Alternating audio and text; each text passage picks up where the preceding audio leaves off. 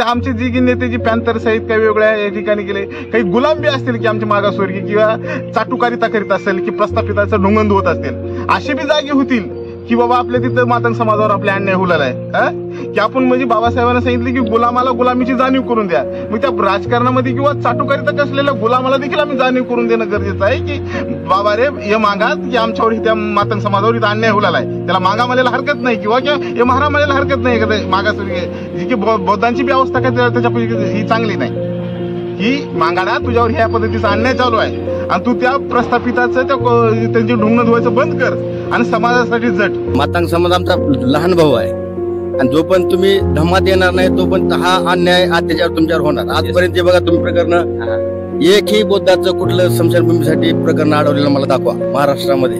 फक्त आजपर्यंतच्या जेवढ्या अंत्यविधी तुमच्या अडवल्यात ते फक्त मातंग समाजाच्या अडवल्यात. आता आपलं हिंदू धर्मात काहीच काम राहिलेलं नाही, आपलं बौद्ध धर्मातच काम आहे, आपलं जगात काम चालू आहे आणि ते कुठून बसला तुमचं आणखीन कर्मकांड तुमचं अजून जाणं झालंय.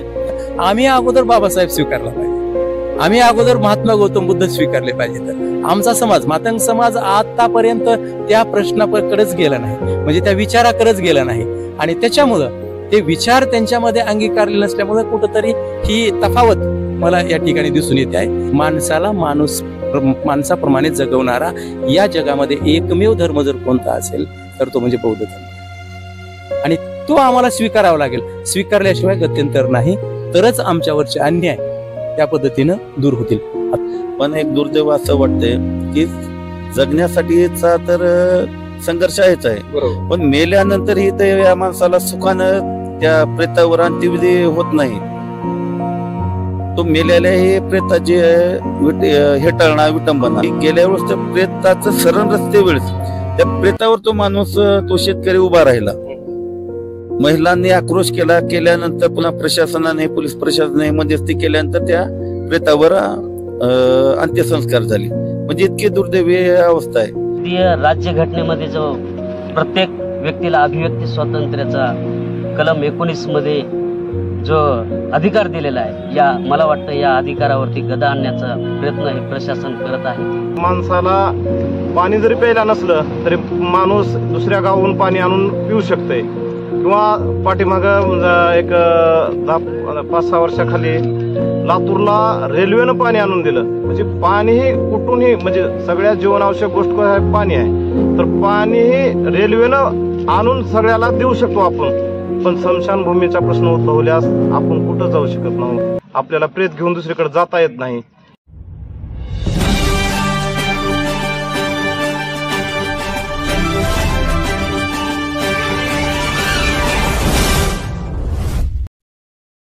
क्रांतिकारी Jai Bhim fight for rights news चॅनलमध्ये मी मुख्य संपादक दयाने सर्वदे आपले स्वागत करतो.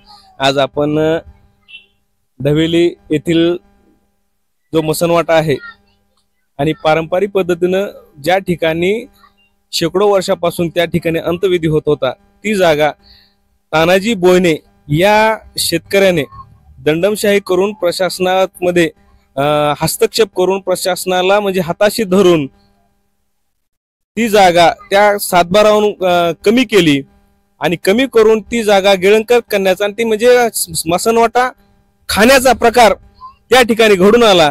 आणि एवढंच नाही तर त्या ठिकाणी अंत्यविधीसाठी दलित बांधव ज्यावेळेस मयत झाले त्या गावामध्ये 1-2दा, त्यावेळेस त्या मयतांना 2-2 दिवस त्या ठिकाणी सर्व ठेवून सरणावर म्हणजे उभा राहून तिथं जर आला तर तुमचे हातपाय तोडले म्हणजे पाय तोडले जातील अशा पद्धतीची सुद्धा धमकी त्या गावामध्ये दिलेली या ठिकाणी आंदोलकांनी सांगितलेलं आहे. आणि तरी परंतु त्या व्यक्तीवर कुठल्याच पद्धतीची कारवाई होत नाही. हे एक म्हणजे महत्वाचा एक विषय आहे. कारण त्या ठिकाणी गोष्ट सांगितली जाईल की न्यायालयीन प्रक्रिया आहे. काय आहे? न्यायालयीन प्रक्रिया आहे किंवा ती न्याय प्रविष्ट विषय आहे. परंतु न्याय प्रविष्ट विषय आहे, पण एखाद्याने पहिल्या मर्डर मध्ये जर गेला असेल मध्ये खुनामध्ये आणि त्याने बाहेर जाऊन दुसरा मर्डर केला तर पहिल्या मर्डर मध्ये त्यानं त्याच्यावर केस आहे म्हणून काय म्हणजे त्याच्यावर केस करायची नाही किंवा कारवाई करायची नाही काय, असाच प्रकार या ठिकाणी म्हणजे दिसून येत आहे. तर धवेली गावच्या स्मशानभूमीसाठी जो लढा सुरू आहे या ठिकाणी रेणापूर तालुक्याच्या तहसील कार्यालयासमोर या ठिकाणी रेणापूर काँग्रेसचे अनुसूचित जातीचे तालुकाध्यक्ष माननीय अजय भाऊ चक्रे या ठिकाणी आंदोलन स्थळी आलेले आहेत. त्यांच्याशी आपण चर्चा करणार आहोत आणि रेणापूर तालुक्यामध्ये असे अनेक प्रश्न आहेत. तर धविली गावचे जो स्मशानभूमीचा प्रश्न आहे तर याकडे ते कसे पाहतात आणि त्यांचं काय म्हणणं आहे ते आपण जाणू. गेली 2 दिवस या ठिकाणी धरणे आंदोलन समाज बांधवाच्या वतीने चालू आहे. महिला, पुरुष, वयोवृद्ध, लहान बालके हे सर्व होते कालपर्यंत आणि कालपासून होते आणि आज सकाळपर्यंत होते. पण ते प्रशासनाच्या आश्वासनामुळे महिलांना, लहान मुलांना आणि वयोवृद्ध माणसांना, समाज बांधवांना घराकडे पाठवण्यात आलेले आहे गावाकडे आणि काही मोजके आंदोलक या ठिकाणी बसलेले आहेत. हा प्रश्न आजचा नाही किंवा काल परवाचा नाही, हा प्रश्न गेली एक 7-8 वर्षापासूनचा भेडसावत प्रश्न आणि वेळोवेळी समाज बांधव प्रशासनाला भांडत आहेत, प्रशासनाकडे लेखी निवेदन देत आहेत, तोंडी देत आहेत, वेळोवेळी आंदोलनही केलेलं आहे आणि SDO साहेबाकडेही त्याची ती न्यायालय काय ती प्रक्रिया चालू होती, सुनावणीची प्रक्रिया चालू होती. त्याच्यामध्ये आता SDO साहेबांनी समाज बांधवांच्या बाजूने निकाल दिलेला आहे आणि समाज बांधव वारंवार त्याच्यासाठी झगडत आहे. त्याला कुठतरी यश आल्यासारखं असं वाटत आहे. पण एक दुर्दैव असं वाटतंय की जगण्यासाठीचा तर संघर्ष आहेच आहे, पण मेल्यानंतरही या माणसाला सुखानं त्या प्रेतावर अंत्यविधी होत नाही. तो मेलेल्या हे प्रेताची हेटाळणा, विटंबना आणि ते जे जिवंत आहेत त्यांच्याही मनामध्ये कुठंतरी अशी भावना होती की आपण आपल्या समाज बांधवाचा, आपल्या सुखियाचा अंत्यविधी करू शकत नाही. हा मनामध्ये राग आहे. त्या शेतकरी गेली अनेक वर्ष त्या ठिकाणी अंत्यविधी करू देत होता, पण समाजाचंही काही म्हणणं नव्हतं. पण तो शेतकरी वारंवार ती प्रेत अडवणे असेल, आता तुम्हालाही माहित असेल, सर्व जिल्ह्याला माहित आहे की गेल्या वेळेस त्या प्रेताचं शरण रस्ते वेळेस त्या प्रेतावर तो माणूस, तो शेतकरी उभा राहिला. महिलांनी आक्रोश केल्यानंतर पुन्हा प्रशासनाने, पोलीस प्रशासनाने मध्यस्थी केल्यानंतर त्या प्रेतावर अंत्यसंस्कार झाले. म्हणजे इतकी दुर्दैवी अवस्था आहे. तरी प्रशासनाला आमची विनंती आहे की आंदोलकांचे तुम्ही उद्रेक होऊ नये, त्या आंदोलनाचा, समाज भावनेचा उद्रेक होऊ नये. त्याच्या अगोदर जो SDO साहेबांनी निकाल दिलेला आहे त्याची तंतोतंत अंमलबजावणी करावी आणि त्यांच्या समाजाच्या नावे तिथले 7-12 असेल, 8 असेल, हे पूर्ण चतुर्सीमा आहे ते करून त्यांना देण्यात यावं आणि त्याला जाण्यासाठी रस्त्याचीही सोय करण्यात यावी. आणि ह्याच्यामध्ये जर प्रशासन जर कुठं कुचंबना करत असेल किंवा ते कुचराई करत असेल तर त्याच्या विरोधात लातूर ग्रामीणचे माजी आमदार आदरणीय धीरजभाई देशमुख साहेब यांच्या आम्ही कानावर घालू आणि प्रशासनाला योग्य ते काम करण्यासाठी भाग पडू. आता कालच आदरणीय साहेबांचे PA सचिन मोरे साहेब यांचा आंदोलकांना फोन आला, त्यांचे संपर्क करून आम्ही सोबत आहोत, काही अडचण आली तर आम्हाला संपर्क साधा असा त्यांना शब्द दिलेला आहे. तर तुम्ही तालुक्यामध्ये एक राष्ट्रीय पक्षाचे प्रतिनिधी म्हणून किंवा म्हणजे एक लोकांच्या भाषेत जर म्हणायचं तर एक काँग्रेसचे पुढारी म्हणून मिरवत असता आणि ही मागची निवडणूक झाली किंवा मागचे जे आमदार होते ते आमदार धीरज देशमुख होते, त्यांचे तुम्ही म्हणजे या तालुक्यातले लोकांचे प्रतिनिधी म्हणून आहेत मी समजा. मग त्यावेळेस तुम्ही ज्यावेळेस मतं मागायला जाता, तुम्ही वेगवेगळ्या म्हणजे माध्यमातून जनतेसमोर जाता आणि निवडणूक आले की जनतेसमोर जायचं आणि निवडणुका संपल्या की पुन्हा भूर व्हायचं, मिस्टर इंडिया व्हायचं, गायब व्हायचं पुन्हा. तर आदरणीय धीरज भैया देशमुख यांनी यांचे प्रतिनिधी म्हणून किंवा काँग्रेसचे प्रतिनिधी तुम्ही करा. तर मला सांगायचं काय की काँग्रेसचे पुढारी असताना किंवा म्हणजे तुम्ही लोक म्हणजे निवडणुकीला समोर जात असताना, जनतेसमोर जात असताना दलितांचे काय प्रश्न आहेत किंवा कुठले प्रश्न प्रलंबित आहेत, स्मशानभूमीचे आहेत किंवा जीवनावश्यक आहेत, त्या गोष्टीकडे तुम्ही जनतेने उठाव केल्यानंतरच लक्ष देता का? आणि मग ज्या गोष्टीमध्ये फायदा आहे त्या गोष्टीच तुम्ही, जिथं दलित वस्तीची कामाची गरज नाही तिथं डबल दलित वस्तीचे काम केले जातात किंवा डबल हे केले जातात, बिलं काढले जाते, टक्केवारी दिली जाते, असे प्रकार. मग ही जीवनावश्यक तुम्ही आता जे म्हणलं जगण्यासाठी लढा आणि पुन्हा मरण्यासाठी बी लढा, म्हणजे किती शोकांत आहे. तर आपल्याला काय वाटतं या संदर्भात, तुमच्या म्हणजे लोकांच्या ह्या भावना आहेत? नाही, तुम्ही म्हणलात किंवा फक्त निवडणुकी पुरतं जायचं का, असं नाही. तुम्हीच नाही, आता वेगळं, आता तुम्ही इथं काँग्रेसचे असल्यामुळे तुम्हाला विचारतं, इथं BJP जे असेल त्यांना मी त्या पद्धतीने विचारला असता. म्हणजे तुमचं झालं, आता माझं उद्या मी तुम्हाला प्रथमतः सांगतो की इथं फक्त पक्षाचाच प्रतिनिधी म्हणून नाही किंवा पक्षाचा कार्यकर्ता म्हणून नाही, तर मी अगोदर समाज बांधव आहे. आणि मी आंबेडकरी चळवळीमध्ये गेली 8 ते 10 वर्ष काम करतो, पक्षाचंही काम करतो चळवळी बरोबर. तुम्ही जे म्हणता की फक्त तुम्ही इलेक्शन पुरतं जाता का, मतदान मागत जाता का, तर तुम्ही तालुक्यातील समाज बांधवांना विचारा. अजय चक्रे फक्त त्याच पिरियड मध्ये येतो का, फक्त मतदान मागायचे येतो का, तर असं नाही. तर आम्ही 12 महिने ग्राउंड लेवलवर काम करणार. कारण तुमच्याकडेच बघून ही दलित जनता जी आहे ती तुमच्याकडून मग तुम्ही कुठल्या पक्षाकडे आहे त्या पक्षाकडे असा त्याचा कल म्हणजे असू शकतो. त्यामुळे तुम्हाला म्हणजे जबाबदारी बनते तुमची. नाही, जे प्रश्न आहेत तुमचं विचारणं योग्य आहे. कारण मी काय म्हणतो तुम्हाला, तुम्ही समाज बांधवाला विचारा किंवा तालुक्यात विचारा. आम्ही 12 महिने ग्राउंड लेवलवर काम करणारे कार्यकर्ते होतो आम्ही. आणि धीरजभाई देशमुख साहेब हे 12 महिने सर्वसामान्य गोरगरीब दीनदलित तुपेशी शोषित वंचित पीडित घटकांच्या अडीअडचणी सोडवण्यासाठी ते कार्यरत असतात. आता मग असे तुम्हाला म्हणालो की तुम्ही मला आता विचारताय की पक्षात बोलले, पण कालच त्यांना पक्षाचे प्रतिनिधी यांची चौकशी केलेली आहे, त्यांची आंदोलनाची दखल घेतलेली आहे. काही अडीअडचण आली तर नंतर आणखी संपर्क साधण्यासाठी त्यांनी म्हणलेलं आहे. आणि राहिला दुसरा विषय तुमचा, किंवा तुम्ही म्हणलात किंवा एकाच कामावर डबल काम होते, तर मी तुमच्या माध्यमातून अगोदर तुमचे आभार मानतो की तुम्ही हे निदर्शनास आणून दिलं.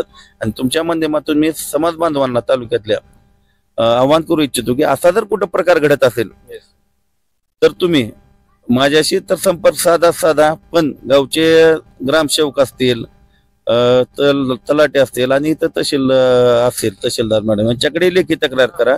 मी प्रत्येक ठिकाणी लेखी तक्रार करण्यासाठी आणि कायदेशीर बाजू मांडण्यासाठी मी तुमच्यासोबत राहीन. तुम्ही सजग होऊन, समाज बांधवांना विनंती आहे सजग होऊन तुम्ही त्या झालेल्या चुकीच्या प्रकारावर आवाज उठवा. तर नक्कीच या ठिकाणी भाऊनी सांगितलं की समाजाचे जे प्रश्न आहेत ते तळमळीनं मांडण्याचा प्रयत्न त्यांनी सातत्याने करत असतात. परंतु खंत या गोष्टीचा आहे की हे प्रश्न म्हणजे अजून सुटले नाहीत आणि हे सोडवायला पाहिजेत. आणि ते कशा पद्धतीने सुटतील आणि येणारा काळच सांगेल. कारण हे अनेक वर्षापासून या गोष्टी म्हणजे प्रलंबित आहेत. तर या ठिकाणी भारतीय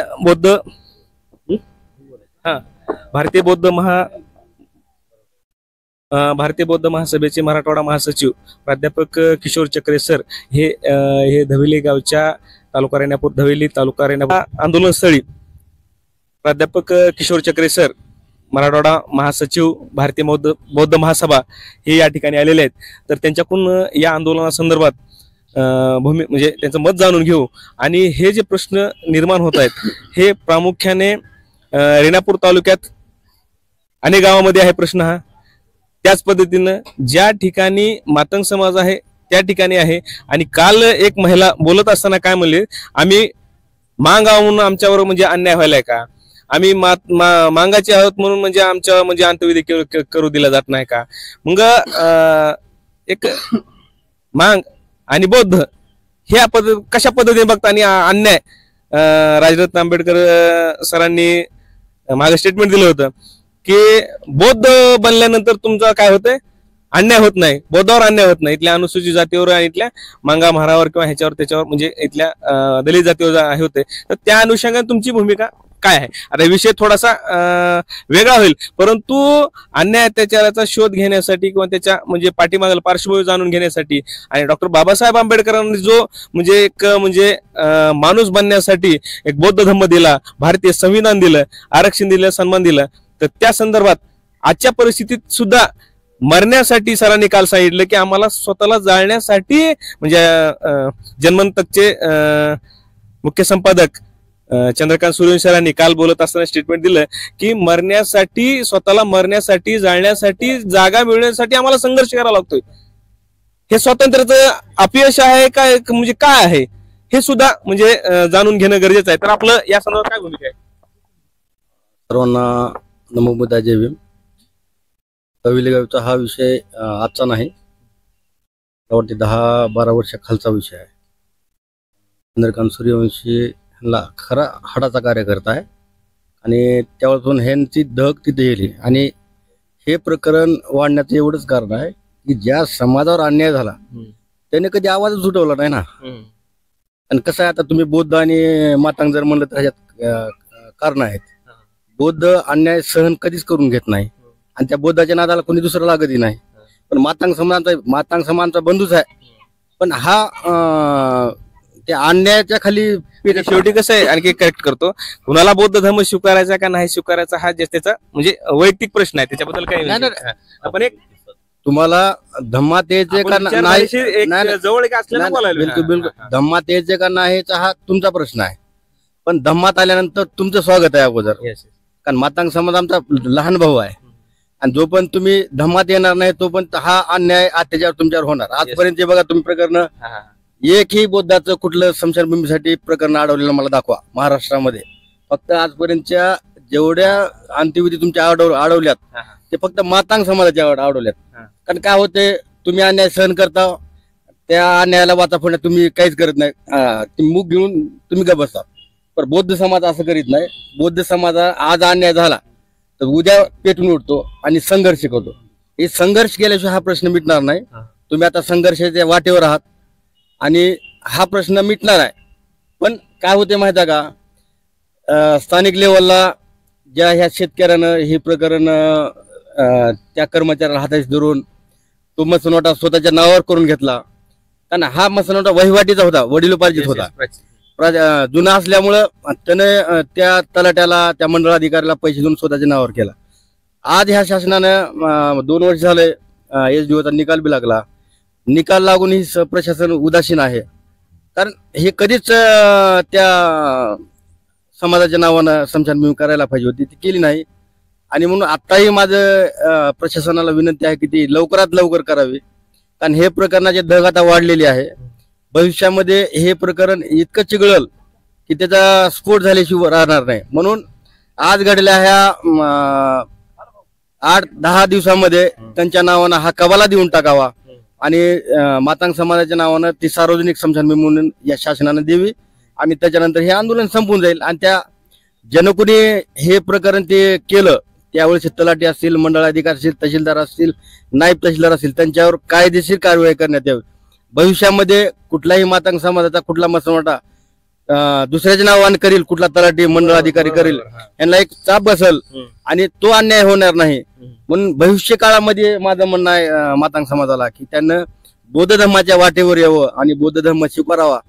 बाबासाहेब म्हणायचं, जो अन्याय सहन करतो आणि तो अन्याय सहन केल्यानंतर तो ते वाचाच फुटणार नाही ना. म्हणून ती वाचा फोडण्यासाठी आपण कधी जर संविधान बी वाचावं. आता आमच्याकडं बौद्ध धर्माच्या वाटेवर आहेत मातांग समाजात, पण कमी आहेत, पण बाकीच्या नाही यावं इकडं आणि हा धर्म स्वीकारावा. आता आपलं हिंदू धर्मात काहीच काम राहिलेलं नाही, आपलं बौद्ध धर्मातच काम आहे, आपलं जगात काम चालू आहे. आणि ते कुठून बसला, तुमचं आणखीन कर्मकांड तुमचं अजून जाणं झालंय. त्याच्यामुळं आपला विकास नाही, समाजाचा विकास नाही. आपणाला फक्त त्या अंधश्रद्धामध्ये गुरपडून सोडली इथल्या मनुवादी व्यवस्थेनं. म्हणून सर्वांना विनंती आहे माझी, तुम्ही बौद्ध धर्मामध्ये यावं आणि स्वतःचा उद्धार करून घ्यावा. या ठिकाणी मी एवढंच बोलतो. हे जातीच्या आधारावर जो अन्याय अत्याचार होत आहे, जातीच्या आधारावर जो अन्याय अत्याचार झाला त्या आणि होत आहे, ती ही करण्यासाठी डॉक्टर बाबासाहेब आंबेडकरांनी जो धर्म दिला तो धर्म अतिशय महत्वाचा आहे, गरजेचा आहे. आणि त्या पद्धतीने मातांग समाज मोठ्या प्रमाणात त्याची प्रक्रिया सुरू आहे. चलो बुद्धो किंवा असेल, DS नरसिंगे सर असेल किंवा त्यांच्या अनेक त्यांच्या माध्यमातून अनेक जण असेल बौद्ध धर्म स्वीकारण्याचा प्रयत्न करत आहेत.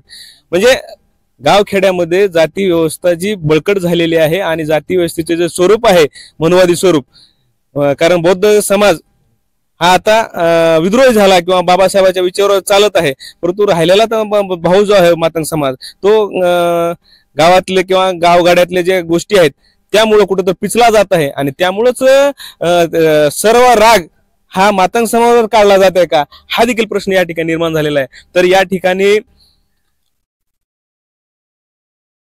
ठिकाणी प्राध्यापक किशन कुडके सर आहेत, जे की या लातूर शहरामध्ये नामांकित कॉलेजमध्ये प्राध्यापक आहेत.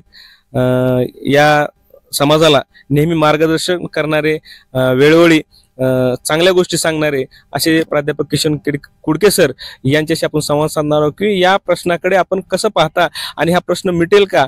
आणि मरण्यासाठी सुद्धा जागा मागावं लागते आणि मरण्यासाठी सुद्धा म्हणजे बघा, म्हणजे माणूस मरायचा विचार करू शकत नाही, पण मेल्यानंतर जाळतील कुठं हा प्रश्न जर भेडसावत असेल तर म्हणजे ही शोकांतिक आहे. तर काय वाटतं आपल्याला?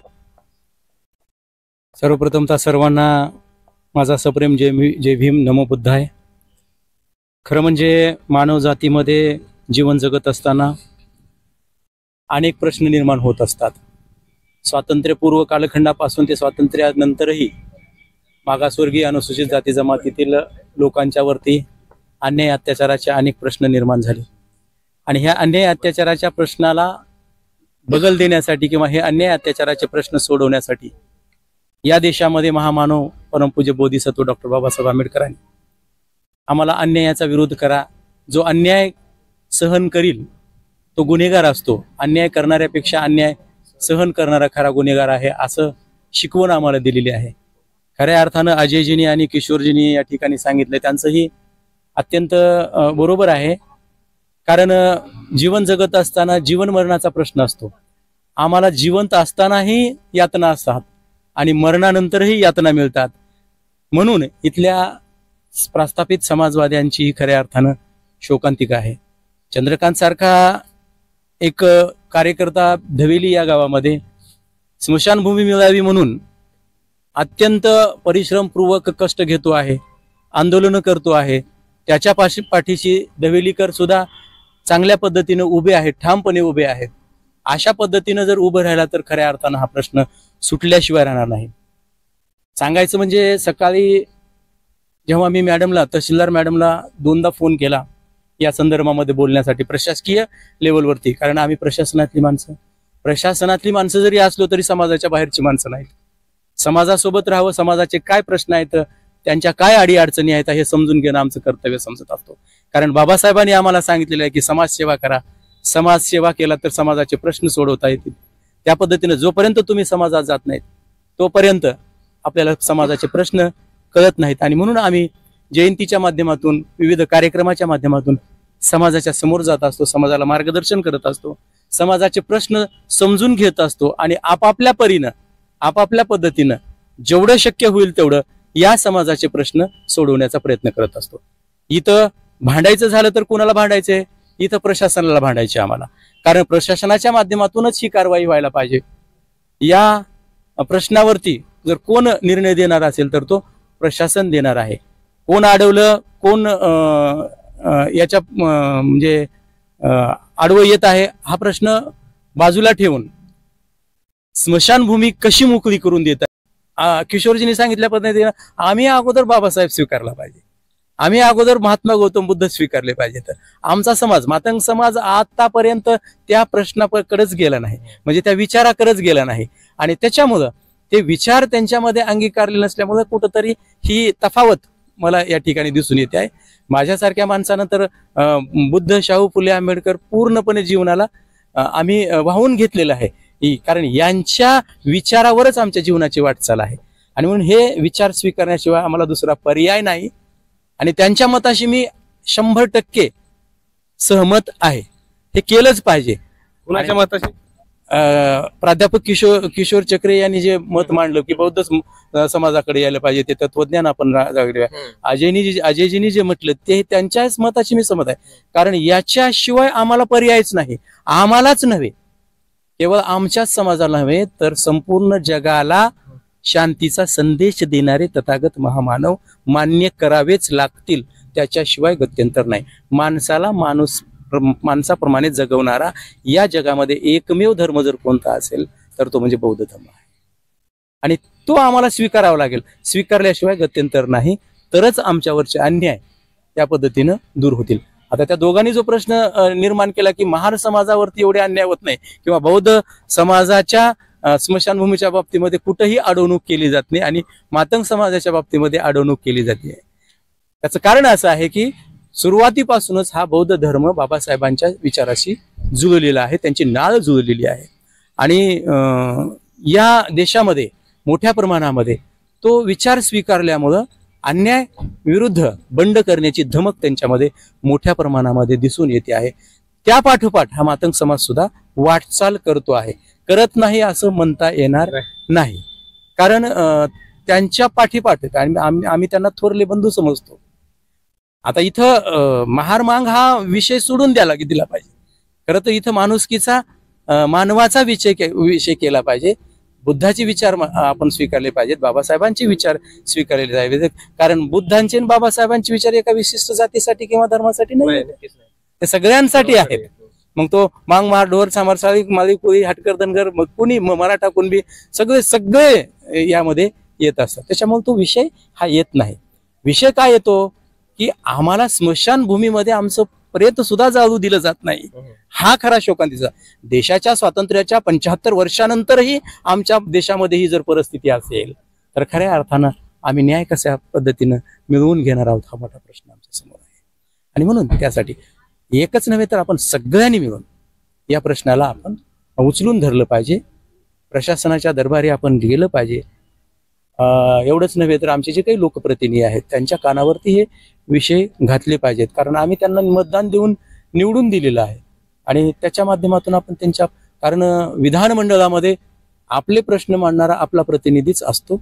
आपण तिथं जाऊन प्रश्न मांडू शकत नाही.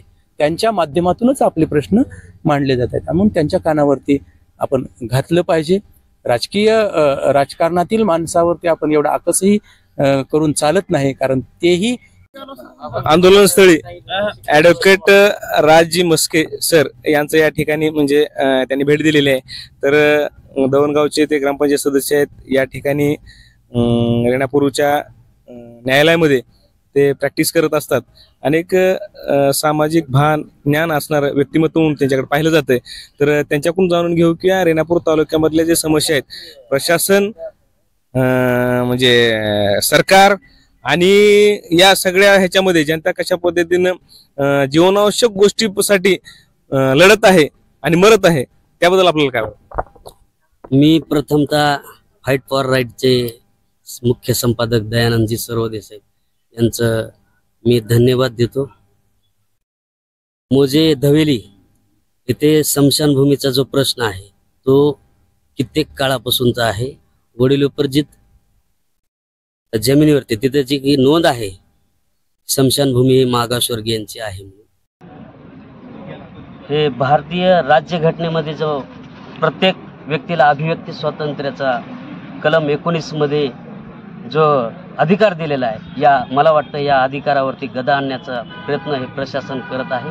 तरी मी त्यांना विनंती करतो की त्यांनी मोजे धवेली येथील प्रश्न लवकरात लवकर मिटवावा आणि हा जातीयतेकडे चाललेला प्रश्न तत्काळ थांबवावा एवढी विनंती करतो. या ठिकाणी रेणापूर तालुक्यामध्ये विशालजी कांबळे सर हे गोरगरिबाच्या किंवा इथल्या सर्वसामान्याच्या अडीअडचणी सोडवण्यासाठी एक अभ्यासपूर्ण व्यक्तिमत्व म्हणून प्रसिद्ध आहे. त्यांच्याकडून जाणून घेऊ की हे आंदोलन कशा पद्धतीनं चालू आहे आणि दलितांच्या किंवा विशेषतः मागासवर्गीयाच्या महारामांगाच्या ज्या स्मशानभूमीच्या समस्या आहेत ही रेणापूर तालुक्यात जिल्हाभरात किंवा महाराष्ट्रात मोठ्या प्रमाणात आहेतच. विशेषतः या ठिकाणी असताना शासन प्रशासन सरकार हे म्हणजे कमी पडत आहे का आणि एक अवहेलना केली जात आहे का असं वाटतं? असं यावर आपल्याला काय वाटतं? ज्या ठिकाणी स्मशानभूमी उपलब्ध नाहीत, हा माझ्या माहितीनुसार तर पूर्ण मराठवाड्याचाच प्रश्न आहे. म्हणजे मागासवर्गीयाला भरपूर ठिकाणी की अंत्यविधी करण्यासाठी जागाच नाही. म्हणजे त्यावेळेस ज्यावेळेस प्रश्न उद्भवतोय त्यावेळेस प्रशासनातले लोक मध्यस्थी करून तात्पुरता एक त्या दिवशी पुरताचा मार्ग काढून ते प्रश्न म्हणजे तसाच धूळ खात राहते. तरी माझी माननीय पालकमंत्री साहेबांना एक ह्या तुमच्या चॅनलच्या माध्यमातून एक विनंती आहे की एक लातूर जिल्ह्यात एक वेगळा पॅटर्न राबवावा की स्मशानभूमीचा प्रश्न येत्या पुढल्या वर्षामध्ये कुठंच असा प्रश्न उद्भवणार नाही यासाठी काहीतरी उपाययोजना करता येतात का? हे म्हणजे आताचा ही स्मशानभूमीचा प्रश्न म्हणजे एखाद्या वेळेस माणसाला पाणी जरी प्यायला नसलं तरी माणूस दुसऱ्या गावाहून पाणी आणून पिऊ शकते. किंवा पाठीमागं एक 5-6 वर्षाखाली लातूरला रेल्वेनं पाणी आणून दिलं. म्हणजे पाणीही कुठूनही म्हणजे सगळ्यात जीवनावश्यक गोष्ट पाणी आहे, तर पाणीही रेल्वेनं आणून सगळ्याला देऊ शकतो आपण. पण स्मशानभूमीचा प्रश्न उद्भवल्यास आपण कुठं जाऊ शकत नाही. आपल्याला प्रेत घेऊन दुसरीकडे जाता येत नाही. याचं थोडं गांभीर्यानं जर लक्ष घेतलं आणि माननीय जिल्हाधिकारी मॅडमनं या गोष्टीकडे प्रत्येक तलाट्याला तहसीलदारला जर एक वेगळं आदेश जर केलं की ज्या ज्या ठिकाणी एक मंडळ अधिकाऱ्याच्या माध्यमातून सर्वेच करावा आणि कुठं कुठं हे असे प्रश्न आहेत, समजा कधी 10 वर्षाखाली घडला असेल प्रश्न, कुठं कधी 5 वर्षाखाली घडला असेल किंवा यापुढे घडणारच नाहीत, याच्यासाठी काय करता येते का, हे जर केलं तर आपलं एक महाराष्ट्राला, आपल्या लातूर जिल्ह्याचा एक आदर्श निर्माण होईल आणि ह्या जिल्ह्यामधून जे निर्माण केलेला आदर्श पूर्ण महाराष्ट्राला लागू होईल. त्यासाठी काहीतरी उपाययोजना करावा एवढीच माझी विनंती आहे. नक्कीच या ठिकाणी सरांनी सांगितले की पालकमंत्र्यांनी एक विशेष मोहीम राबवून वर्षभरात हा प्रश्न कुठंच निर्माण होणार नाही अशा पद्धतीची सुद्धा मागणी विशाल कांबळे सरांनी या ठिकाणी केलेली आहे. तर या ठिकाणी वंचित बहुजन आघाडीचे बुलंदतोप म्हणून प्रसिद्ध असणारे कृष्णाजी वाघमारे सर या ठिकाणी उपस्थित झाले. तर त्यांच्याशी जाणून घेऊ की आपलं मत काय आहे आणि माणसाची विटंबना केली जात आहे, माणसं जगण्या मरण्याचे प्रश्न निर्माण झाले आहेत, तर आपली भूमिका काय? एखादं जर पशु मेलं एखाद्या गावात तर त्याला कुठं म्हणजे पूर्वी पद्धत होती की खड्डा करून खंदायचं आणि त्या ठिकाणी माणसं इथं म्हणजे जनावरापरीस इथं माणसाची अवस्था बेकार आहे. आणि ज्यावेळेस ज्या लोकांना आपण मतदान करतो, ज्या लोकप्रतिनिधीमधून आपण निवडून देतो, ते लोक तुम्हाला आश्वासनं देतात किंवा तुमचे प्रश्न ह्या पुढल्या वेळेस मिटवला जाईल म्हणून. तुमचा ज्यावेळेस तुम्ही असं तुमच्या स्वतःच्या बुद्धीनं काय विचार करीत नाहीत की आपला व्ह्यूज अँड थ्रो हुलाला आहे आणि आपण माणूस म्हणून बी आपल्याला दर्जा भेटणार गेलाय किंवा माणसाच्या पद्धतीने जे वागविलं जात असते किंवा माणूस म्हणून जे आपल्याला हे असते की बाबासाहेबांना जे आपल्याला संविधानिक अधिकार दिलाय किंवा बाबासाहेबांना तुम्हाला माणूस म्हणून जगण्याचा अधिकार दिलाय किंवा तुम्ही माणूस आहे, आधी गुलाम होतो आता तुम्ही माणूस झालो, तरी तुम्हाला त्या पद्धतीने वागविलं जात नाही त्या गावामध्ये. तर त्या गावामध्ये तुम्हाला जर समशान गावाचे लोक तुमच्या म्हणजे कुणी जर बघत नाही, एकला मातंग समाज हे तळते तर तिथं जाण्यापेक्षा तहसीलच्या आवारात जाऊन जाळ्याला खूप त्याबरोबर बेहतर ठरेल की त्यावेळेस प्रशासन जागा होईल की बाबा की आपल्याला वेळोवेळी आतापर्यंत 3-4 वेळेस मॅटर घडलेलं आहे. चौथ्या वेळी ज्यावेळेस होईल तर तहसीलच्या म्हणजे प्रांगणामध्ये जर तुम्ही त्या माणसाच्या प्रेताची जर म्हणजे ही केलो अंत्यविधी केला तर ते बेहतर राहील की प्रशासन कुठं जागा होईल किंवा महाराष्ट्रामध्ये की जी की झोपलेल्या माणसाला एखादं माणूस झोपलं तर त्याला उठविता येते, बरोबर झोपीचं सोंग घेऊन उठलेल्या माणसाला त्याच्या ढुंगणावर लाताच घातल्या पाहिजे, तर ते एक प्रशासनाला एक चांगल्या पद्धतीत चपराक बसेल आणि किंवा आंदोलन म्हणजे धरणे धरून हे करून काही उपयोग होणार नाही. तर याच्यापुढे आपल्याला सडक गरम करावं लागेल आणि सडक गरम करून आपल्याला ह्याच्यापेक्षा मोठ्या पद्धतीचं आंदोलन कसं करता येईल आणि हा दहविलीचा प्रश्न महाराष्ट्राच्या विधिमंडळात कसा जाईल आणि की महाराष्ट्रभर याचं एक म्हणजे चळवळ म्हणून याला स्वरूप कसं मिळेल. किंवा आज रेणापूरमध्ये आंदोलन झालंय तर मातंग समाजाचं म्हणून नाही तर एक बहुजन समाजानं आणि दुसरीकडे कुठं आंदोलन करावं किंवा आमचे जी नेते जी पॅन्थर्स आहेत काही वेगळ्या या ठिकाणी गेले, काही गुलाम बी असतील की आमचे मागासवर्गीय किंवा चाटुकारिता करीत असेल की प्रस्थापिताचं ढोंगण होत असतील, अशी बी जागी होतील की बाबा आपल्या तिथं मातंग समाजावर आपल्या अन्याय हुलाला आहे की आपण म्हणजे बाबासाहेबांना सांगितलं की गुलामाला गुलामीची जाणीव करून द्या. मग त्या राजकारणामध्ये किंवा चाटुकारिता कसलेल्या गुलामाला देखील आम्ही जाणीव करून देणं गरजेचं आहे की बाबा रे हे मागात की आमच्यावर त्या मातंग समाजावर इथं अन्याय हुलाला आहे, त्याला मागा मानायला हरकत नाही किंवा हे महारा मानायला हरकत नाही. मागासवर्गीय जी की बौद्धांची बी अवस्था काय त्याच्यापैकी ही चांगली नाही की मागाडा तुझ्यावर ह्या पद्धतीचा अन्याय चालू आहे आणि तू त्या प्रस्थापिताचं त्यांची ढुंगणं धुवायचं बंद कर आणि समाजासाठी जट. जे की आमचे खासदार आमदार जे लोक आहेत ते की ह्यांना हा संदेश आहे की इथून पुढे ह्याच्यानंतर की या तहसीलच्या प्रशासन आवारामध्ये आम्हाला प्रेताची ही करावं लागेल. एवढं बोलून माझे 2 शब्द संपले. तर या ठिकाणी अतिशय आक्रमकपणे भूमिका मांडलेली आहे की लोकप्रतिनिधी असतील किंवा जे म्हणजे समाजातले काही दलाल असतील किंवा म्हणजे हस्तक असतील यांना सुद्धा चपराक मिळाली पाहिजे. तर या ठिकाणी नक्कीच हे जे आंदोलन चालू आहे या आंदोलनामध्ये वेगवेगळे अभ्यासक तज्ज्ञ आणि नेते मंडळींनी आपले मत व्यक्त केलेलं आहे आणि महाराष्ट्रामध्ये हा म्हणजे प्रश्न निर्माण होणार नाही. या ठिकाणी पालकमंत्री आपलं शिवेंद्रराजे भोसले सर असतील, जिल्हाधिकारी कलेक्टर वर्षाताई घुगे मॅडम असतील, इथल्या म्हणजे तहसीलदार मॅडम मंजुषा भगत असतील आणि विशेषतःने जे ग्रामस्तरावर जे काम करणारे तलाठी मंडलाधिकारी किंवा म्हणजे ग्रामसेवक या सर्वांनी एक सामाजिक भान ठेवून किंवा अशा पद्धतीने मानवाची अवहेलना होणार नाही अशा पद्धतीचा सर्वे करणं नक्कीच गरजेचं आहे. आणि त्याच पद्धतीनं आता या ठिकाणी म्हणजे बोलत असताना अनेक जणांना सांगितलं की आपण माजी आमदार धीरज देशमुख यांच्याबद्दलही सुद्धा या ठिकाणी चर्चा झाली, परंतु या मतदारसंघाचे जे आमदार आहेत रमेश अप्पा कराड सध्याचे ते लोकांच्या म्हणजे निवडून आल्याबद्दल ऋण निर्देश सभा असेल किंवा ऋण व्यक्त व्यक्त करणाऱ्या सभा घेत आहेत, परंतु